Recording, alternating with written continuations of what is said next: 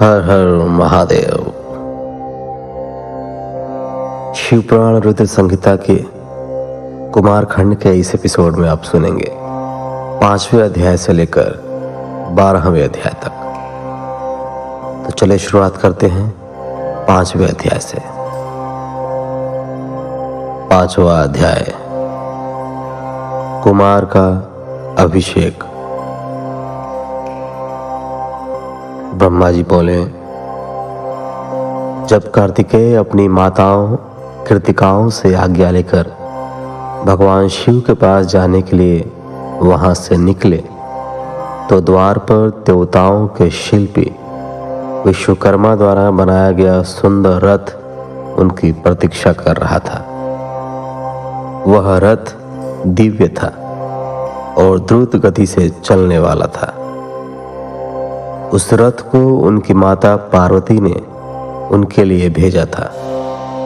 उनके पार्षद उस रथ के पास खड़े हुए थे। कार्तिकेय दुखी मन से उस रथ पर चढ़ने लगे। तभी उनकी माताएं दौड़कर रोते हुए उनसे लिपट गईं और कहने लगी कि पुत्र, हम तुम्हारे बिना क्या करें? पुत्र, हम तुमसे बहुत प्यार करती हैं। तुम्हारे बिना यहाँ रहना हमारे लिए संभव नहीं है। तुम्हें शीघ्र ही वापस लौट आना। यह कहकर उन्होंने कार्तिकेय को हृदय से लगा लिया और भारी मन से कार्तिकेय को रोते रोते जाने की आज्ञा दी। तब कार्तिकेय ने कृतिकाओं को अध्यात्म ज्ञान प्रदान किया। तत्पश्चात कार्तिकेय उस दिव्य मनोहर रथ पर बैठ गए और वह उन्हें ले उड़ा। आकाशीय मार्ग से तीव्र गति से चलता हुआ वह रथ कैलाश पर्वत पर आकर रुका। तब शिवगणों ने भगवान शिव और माता पार्वती के पास जाकर कार्तिकेय के आगमन की शुभ सूचना उन्हें दी। उनके आगमन के बारे में सुनकर भगवान शिव और देवी पार्वती बहुत प्रसन्न हुए। तत्पश्चात भगवान शिव मुझे, विष्णु जी, देवी पार्वती और अन्य देवताओं को साथ लेकर उस स्थान पर पहुंचे जहां कार्तिकेय का रथ रुका हुआ था। सबके मन में गंगा जी से उत्पन्न उस बालक को देखने की बड़ी इच्छा थी। जब सब देवता कार्तिकेय से मिलने के लिए आ रहे थे, उस समय चारों दिशाओं में शंख और भेरी बजने लगी।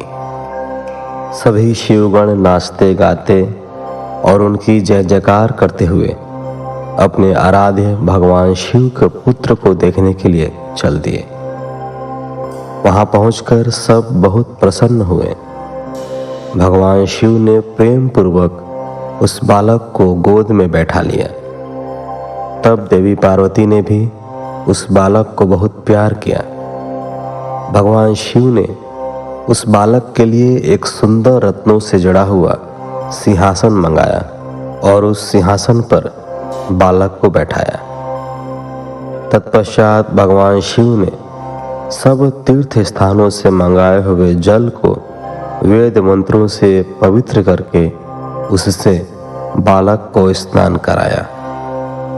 6 कृतिकाओं द्वारा पोषित होने के कारण उस दिव्य बालक को कार्तिकेय के नाम से जाना गया। तीर्थों के पवित्र जल से स्नान कराने के उपरांत सभी देवताओं ने कार्तिकेय को तरह तरह की अमूल्य वस्तुएं, विद्याएं और अद्भुत शक्तियां प्रदान की। तब सर्वप्रथम देवी पार्वती ने अपने पुत्र को हृदय से लगाकर उसे चिरंजीव होने का आशीर्वाद प्रदान किया। माता लक्ष्मी ने दिव्य मनोहर हार उस बालक को पहनाया तो देवी सावित्री ने सारी सिद्धि विधाएं उन्हें प्रदान की। फिर श्री विष्णु जी ने रत्नों से निर्मित किरीट, मुकुट, बाजूबंद, वैजंती माला और अपना सुदर्शन चक्र उन्हें प्रदान किया। भगवान शिव ने प्रसन्नतापूर्वक अपने पुत्र कार्तिकेय को शूल, पिनाक, फरसा, शक्ति, पाशुपास्त्र, बाण, संहारास्त्र आदि परम दिव्य वस्तुएं प्रदान की। फिर मुझ ब्रह्मा ने यज्ञोपवीत, वेद माता गायत्री ने कमंडल, ब्रह्मास्त्र तथा शत्रुओं का नाश करने वाली विद्या प्रदान की।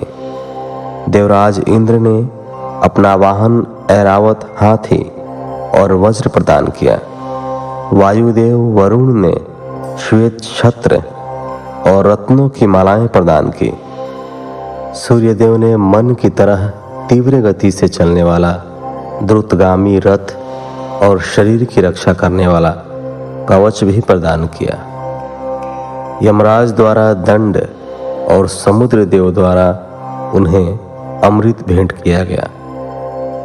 धन के अकूत भंडार के स्वामी कुबेर ने गदा दी।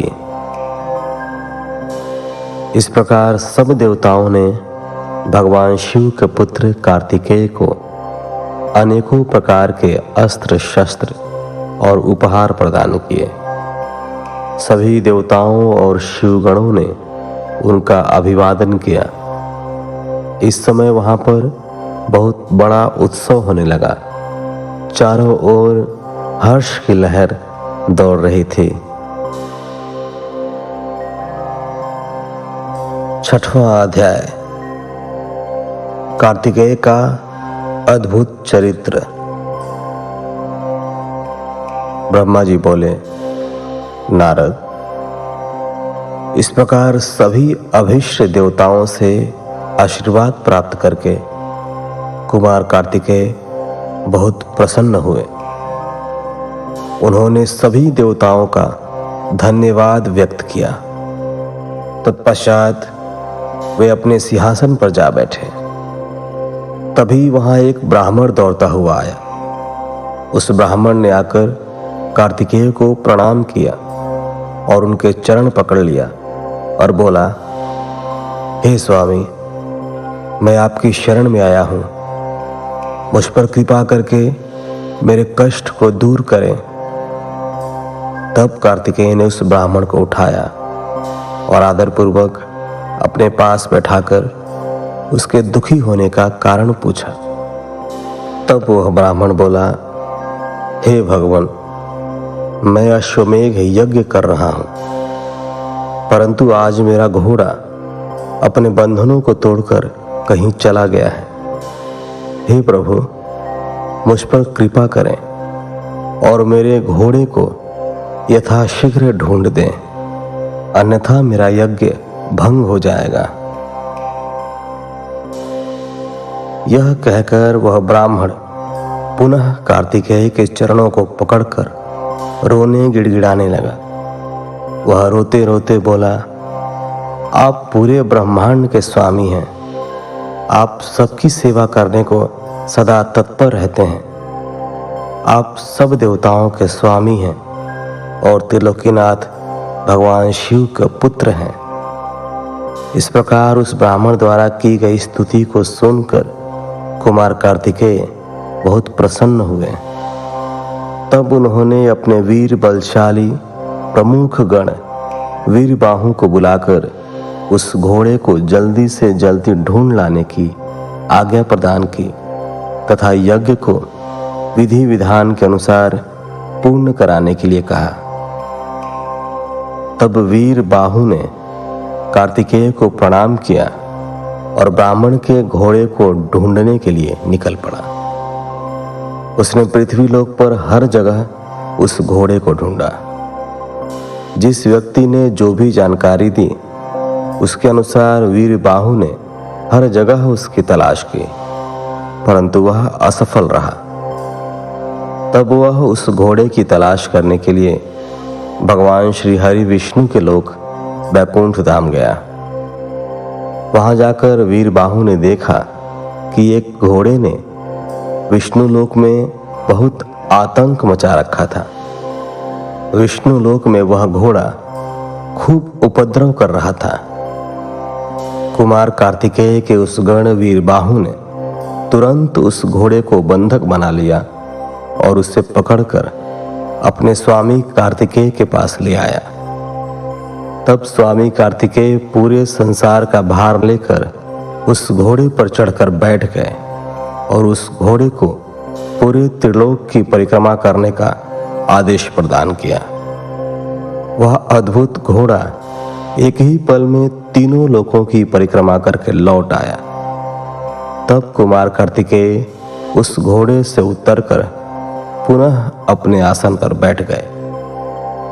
तब वह ब्राह्मण हाथ जोड़कर कार्तिकेय का धन्यवाद करने लगा और उनसे बोला कि प्रभु, आप यह घोड़ा मुझे सौंप दीजिए ताकि मैं अपना यज्ञ पूर्ण कर सकूं। तब कार्तिकेय मुस्कुराए और बोले, हे ब्राह्मण, यह घोड़ा उत्तम है और यह वध के योग्य नहीं है, इसलिए आप इसे अपने साथ ले जाने के लिए न कहें। मैं आपके यज्ञ को पूर्ण होने का वरदान देता हूं। मेरे आशीर्वाद से आपका यज्ञ अवश्य सफल होगा। 7वां अध्याय। भगवान शिव द्वारा कार्तिकेय को सौंपना। ब्रह्मा जी बोले, हे नारद, अपने पुत्र कार्तिकेय का अद्भुत पराक्रम देखकर भगवान शिव और देवी पार्वती बहुत प्रसन्न हुए। तब सब देवताओं सहित श्री हरि विष्णु और देवराज इंद्र और मैं भी बहुत हर्षित हुए और भगवान शिव से बोले, हे देवाधिदेव भगवान, आप तो सर्वेश्वर हैं, सर्वज्ञाता हैं। संसार की सब घटनाएं आपकी इच्छा से ही घटती हैं। आप तो जानते ही हैं कि ब्रह्मा जी द्वारा असुरराज तारक को दिए गए वर के अनुसार शिव पुत्र ही उसका वध करने में सक्षम होगा। इसलिए ही कुमार कार्तिकेय का जन्म हुआ है।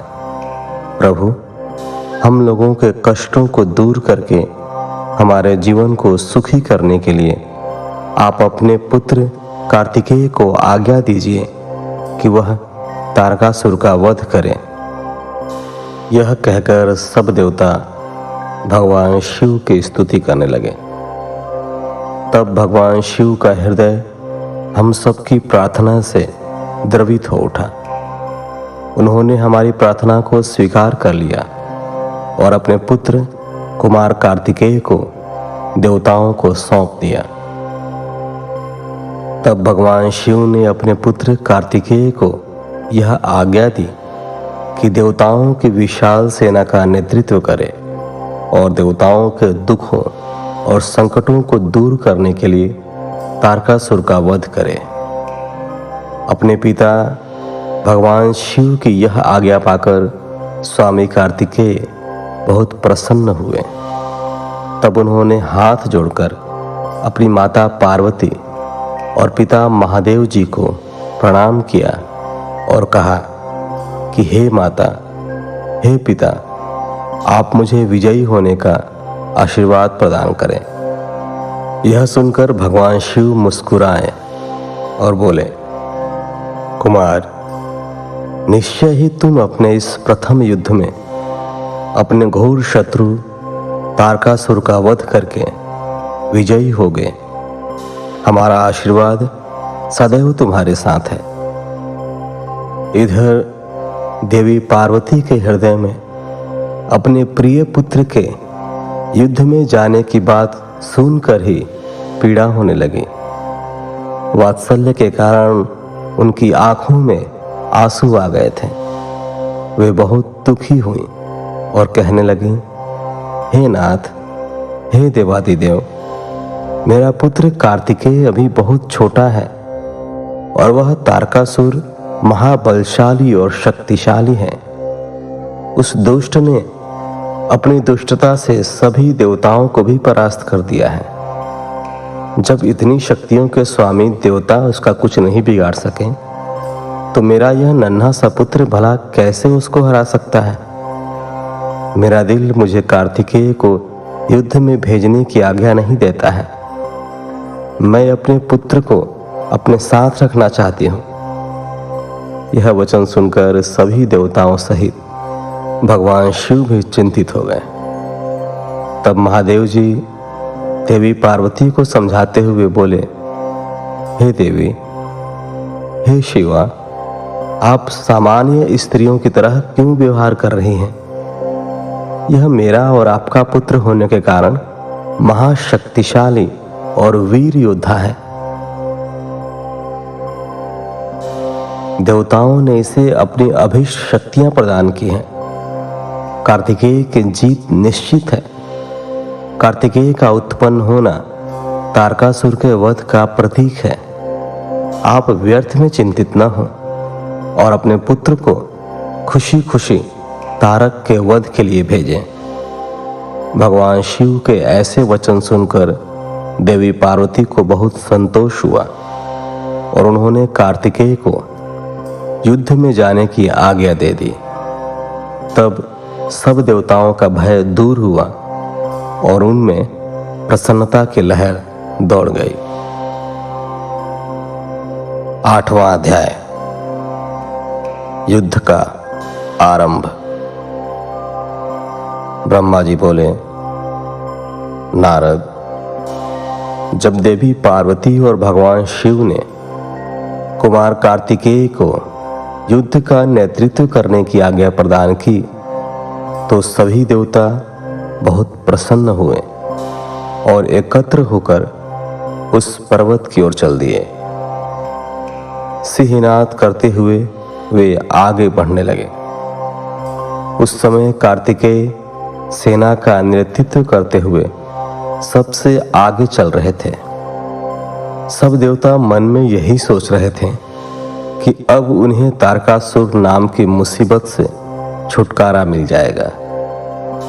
जब तारकासुर को इस बात का पता चला कि देवताओं ने युद्ध की तैयारी पूरी कर ली है, तो तारकासुर ने भी तुरंत युद्ध की घोषणा कर दी। अपनी विशाल चतुरंगड़ी सेना को लेकर तारक भी सिंहनाद करता हुआ देवताओं की ओर बढ़ने लगा। राक्षसों की सेना देखकर एक पल के लिए देवता घबरा गए। उसी समय आकाशवाणी हुई, हे देवगणों, तुम लोग भगवान शिव के पुत्र कार्तिकेय के नेतृत्व में युद्ध करने जा रहे हो, इसलिए तुम जरूर जीतोगे। तारकासुर कार्तिकेय के हाथों अवश्य मारा जाएगा। उस आकाशवाणी को सुनकर सभी देवताओं का उत्साह बढ़ गया और उनका डर दूर हो गया। उस समय दुंदुभी और अनेक प्रकार के बाजों की ध्वनि आकाश में गूंजने लगी। तब देवता और राक्षस युद्ध करने के लिए पृथ्वी और सागर के संगम पर पहुंचे। दोनों पक्षों में बड़ा भयानक युद्ध छिड़ गया। युद्ध की भयंकर गर्जना से पृथ्वी भी डोलने लगी। देवताओं की सेना का नेतृत्व शिवपुत्र कार्तिकेय कर रहे थे। उनके पीछे पीछे देवराज इंद्र सहित देवताओं की विशाल सेना थी। कार्तिकेय उस समय इंद्रदेव के ऐरावत हाथी पर विराजमान थे। तब उन्होंने उस हाथी को छोड़ दिया और रत्नों से जुड़े सुंदर यान पर बैठ गए। उस सुंदर विमान पर प्रचेता ने सुंदर छत्र रखा। उस सुंदर विमान में बैठकर कार्तिकेय बहुत निराले और शोभा संपन्न लग रहे थे। उसी समय देवताओं और असुरों में भयानक युद्ध प्रारंभ हो गया। पृथ्वी कांपने लगी और पल भर में खंड मुंडों में बदलने लगी।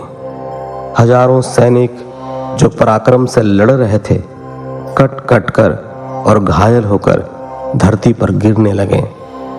चारों तरफ खून की नदियां बहने लगीं। ऐसा भयानक दृश्य देखकर बहुत से भूत प्रेत और गीदड़ गिदड़ी उस मांस को खाने और खून पीने के लिए वहां आ गए। तभी महाबली तारकासुर ने विशाल सेना सहित देवताओं पर आक्रमण किया।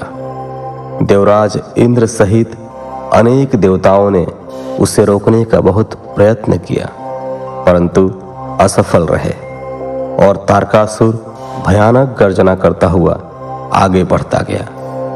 चारों ओर भयानक शोर मचा हुआ था। आक्रमण करते समय सैनिक बड़े जोर जोर से अपने मुंह से आवाज निकालते हुए आगे बढ़ रहे थे। देवताओं और राक्षसों का युद्ध बड़ा विभत्स रूप ले चुका था। वहां भारी कोलाहल मचा हुआ था। तत्पश्चात देवताओं और असुरराज तारक के राक्षसगण आपस में द्वंद्व युद्ध करने लगे थे। एक दूसरे को मारकर वे अपने को बहुत बलशाली समझ रहे थे। वे पूरे बल के साथ एक दूसरे पर प्रहार करते। कोई किसी के हाथ तोड़ देता तो कोई पैर। दोनों सेनाएं अपने को पराक्रमी समझ रही थी। 9वां अध्याय, तारकासुर की वीरता। ब्रह्मा जी बोले, नारद, इस प्रकार देवताओं और दानवों में बड़ा विनाशकारी युद्ध होने लगा। तारकासुर ने अपनी विशेष शक्ति चलाकर इंद्रदेव को घायल कर दिया। इसी प्रकार दानवों की सेना के वीर और बलवान राक्षसों ने देवताओं की सेना को बहुत नुकसान पहुंचाया। उन्होंने कई लोकपालों को युद्ध में हरा दिया और देवगणों को मार मार कर भगाने लगे। असुर सैनिकों को देवताओं पर हावी होते देखकर असुर खुशी में झूम उठे और भयंकर गर्जना करने लगे। तब देवताओं की ओर से लड़ रहे वीरभद्र क्रोधित होकर तारकासुर के निकट पहुंचे। असुरों ने वीरभद्र को चारों ओर से घेर लिया। उन्होंने परस्पर पाश, खड्ग, फरसा और पट्टिश आदि आयुधों का प्रयोग किया। देवता और असुर आपस में गुत्थम गुत्था होकर लड़ने लगे। तभी देवताओं की ओर से वीरभद्र तारकासुर से लड़ने लगे। वीरभद्र ने पूरी शक्ति से तारकासुर पर आक्रमण किया और उसको त्रिशूल के प्रहार से घायल कर दिया। घायल होकर तारक जमीन पर गिर पड़ा, परंतु अगले ही पल उसने स्वयं को संभाल लिया और पुनः खड़े होकर वीरभद्र से युद्ध करने लगा। महाकौतुकी तारक ने भीषण मार से वीरभद्र को घायल करके वहां से भगा दिया। तत्पश्चात उसने वहां युद्ध कर रहे देवताओं को अपने क्रोध का निशाना बनाया। तारक देवताओं पर अपने बाणों की बरसात करने लगा। तारकासुर के इस अनायास बाणों की वर्षा से देवता भयभीत हो गए। तब स्वयं श्री हरि विष्णु तारकासुर से लड़ने के लिए आगे आए। श्री हरि ने गदा से तारकासुर पर ज्यों ही प्रहार किया, उसने विशिष्ट बाण मारकर उसके 2 टुकड़े कर दिए। तब क्रोधित होकर विष्णु जी ने शारंग धनुष उठाया और तारक को मारने के लिए बढ़े। तभी तारक ने प्रहार करके उन्हें गिरा दिया तो श्री विष्णु ने गुस्से में सुदर्शन चक्र चला दिया। नारद, तब मैंने कुमार कार्तिकेय के पास जाकर उनसे कहा कि मेरे दिए हुए वरदान के अनुसार तारकासुर का वध आपके श्री हाथों से ही होगा, इसलिए कोई भी देवता तारक का कुछ भी नहीं बिगाड़ सकता है। यह सुनकर कार्तिकेय रथ से नीचे उतर गए और पैदल ही तारक को मारने के लिए दौड़े। उनके हाथ में उनकी शक्ति थी जो लपटों के समान चमकती हुई उल्का की तरह लग रही थी।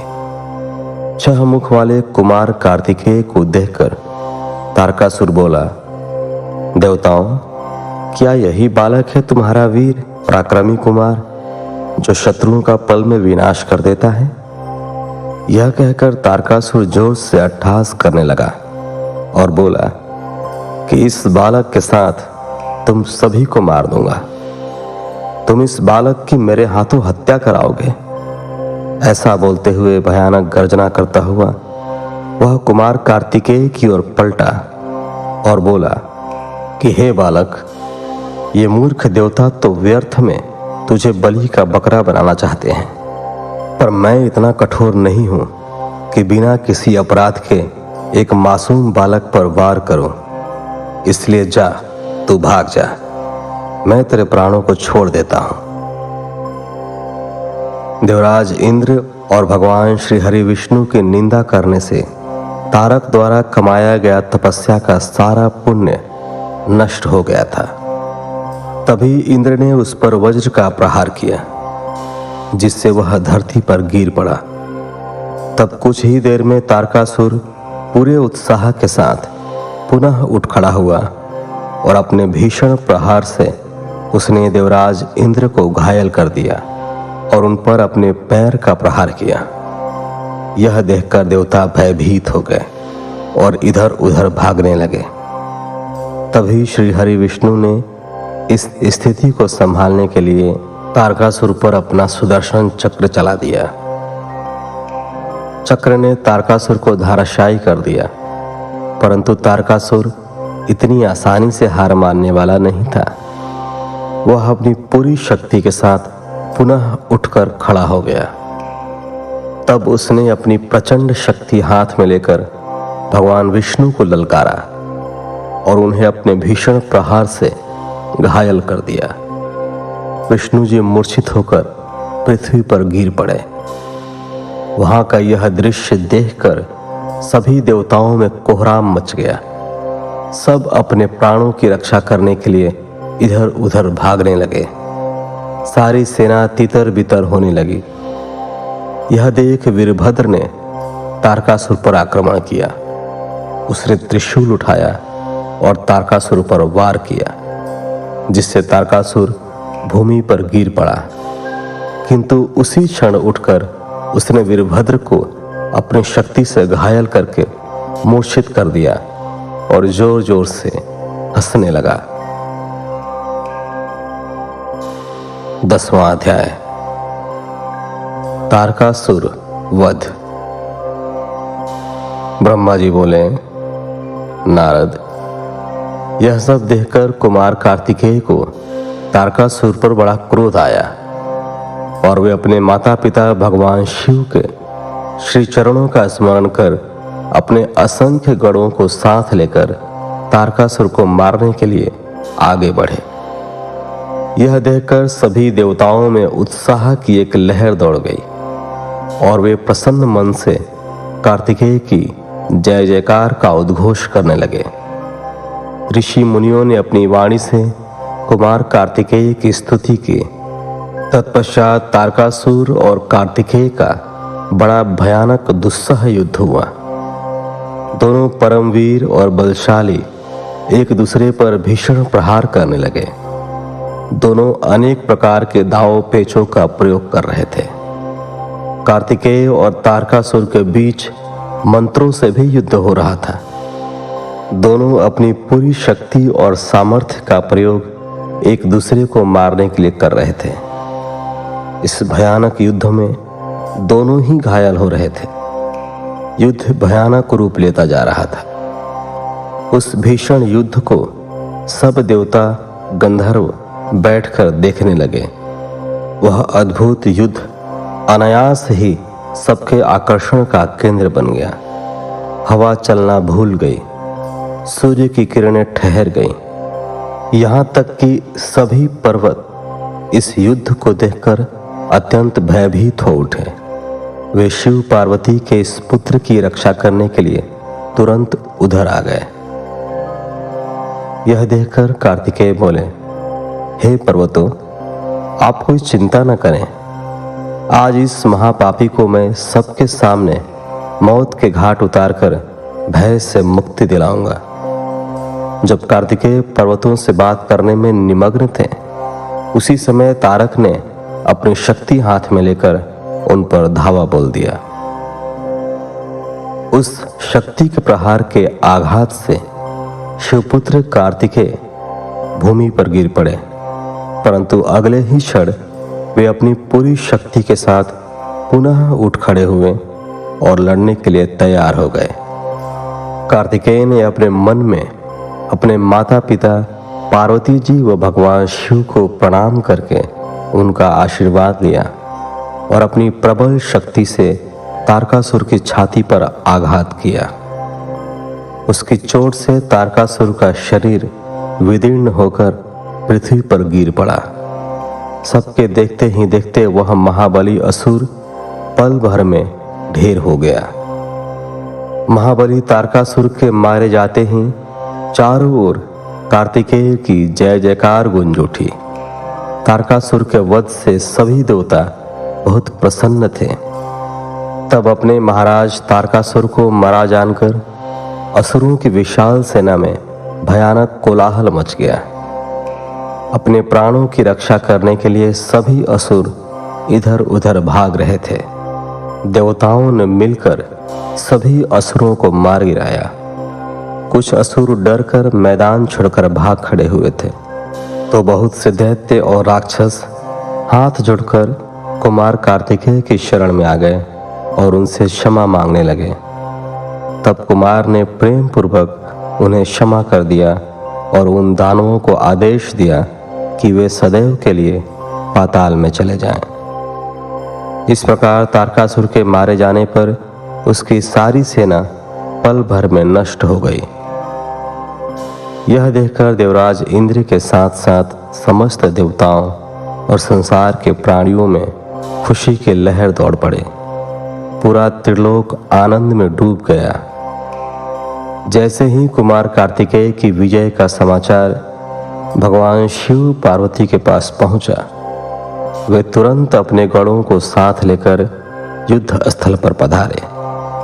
श्री पार्वती जी ने अपने प्राण प्रिय पुत्र को अपने हृदय से लगा लिया और अपनी गोद में बिठाकर बहुत देर तक उसे चूमती रहीं। तभी वहां पर पर्वतराज हिमालय भी पहुंच गए और उन्होंने अपनी पुत्री पार्वती, भगवान शिव और कार्तिकेय की स्तुति की। चारों दिशाओं से उन पर फूलों की वर्षा होने लगी। मंगल ध्वनि हर ओर गूंजने लगी। हर तरफ उनकी ही जय जयकार हो रही थी। देवताओं के स्वामी देवराज इंद्र ने अपने साथी देवताओं के साथ कुमार कार्तिकेय की हाथ जोड़कर स्तुति की। तत्पश्चात भगवान शिव अपनी पत्नी पार्वती को साथ लेकर शिवगणों सहित कैलाश पर्वत पर लौट गए। 11वां अध्याय। बाणासुर और दैत्य प्रलंब का वध।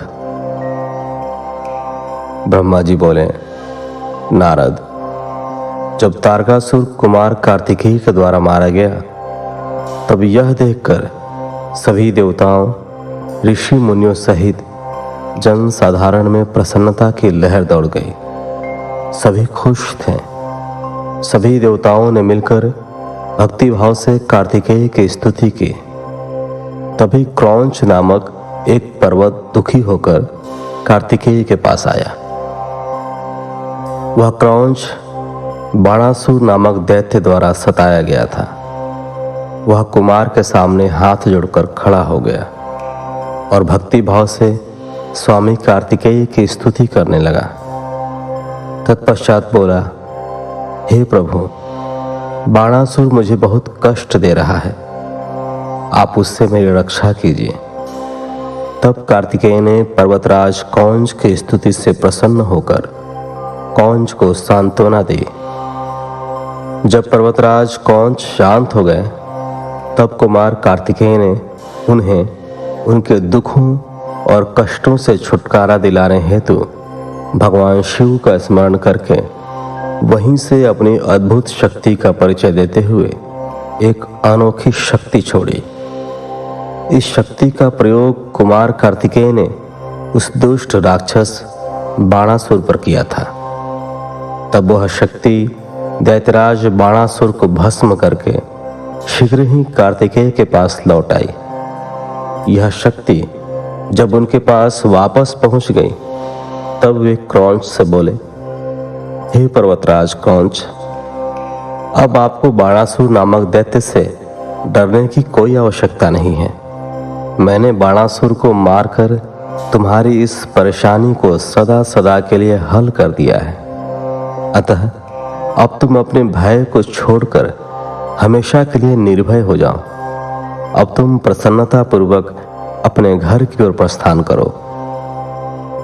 बाणासुर के भय से मुक्ति का समाचार पाकर पर्वतराज क्रौंच बहुत प्रसन्न हुआ और उसने भक्ति भाव से कार्तिकेय की स्तुति की।